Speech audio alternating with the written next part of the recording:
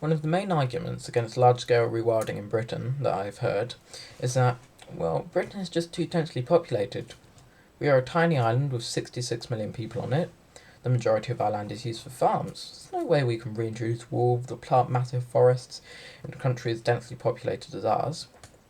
Well, I started looking into whether that was true. We'll look at the two primary uses of our land first, building and farms. Then we can look at the land left over, how well connected it is, what its current uses are for, and decide what we could do with this land. Just a quick disclaimer, I'm talking about large-scale rewilding and reintroduction projects. Things that require a lot of land to pull off, like bringing back wolves or reintroducing our large herbivores.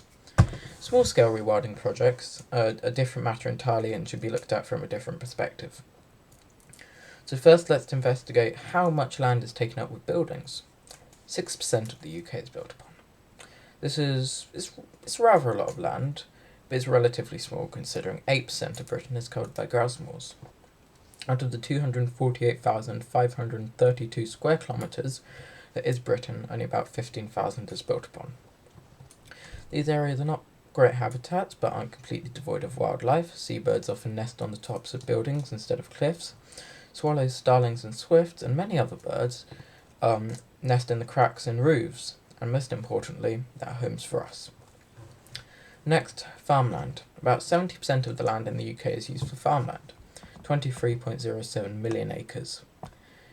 63.7% of this is used for livestock. Now, the argument about how good a habitat a farm is a subject for a different video. But realistically, we need farmland. We need to eat. So we'll have to accept that a large amount of land will always be used for agriculture in Britain. Now the rest of the land we have, with a few exceptions like airfields and golf courses, is perfectly suitable for rewilding, or is already wild. So is this enough? 24% of our landscape, 59,647 kilometres of land. Let's look into how connected this is. Tiny island of isolated wood copses are not much good for large-scale rewilding. The majority of this unfarmed, unbuilt land lies in the Northern Highlands. This area seems relatively connected and large.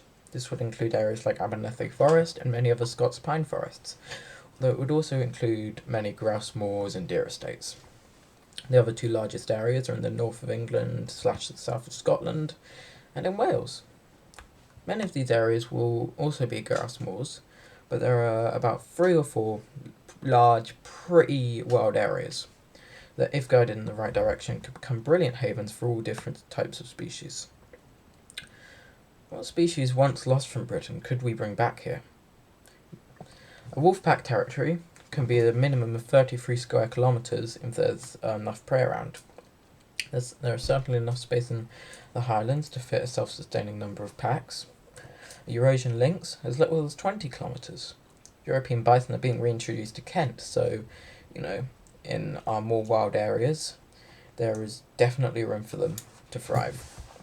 All these animals and more could realistically be brought back to these larger areas in the next few decades.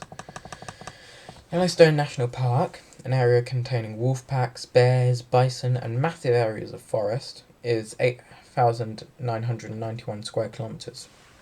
We have interconnected wildland larger than that in England, Scotland, and Wales. If we manage these areas right and bring back their natural stewards and protect them, then we could bring back many iconic and keystone species to the UK, help our most vulnerable species, and create new habitats once lost to our island.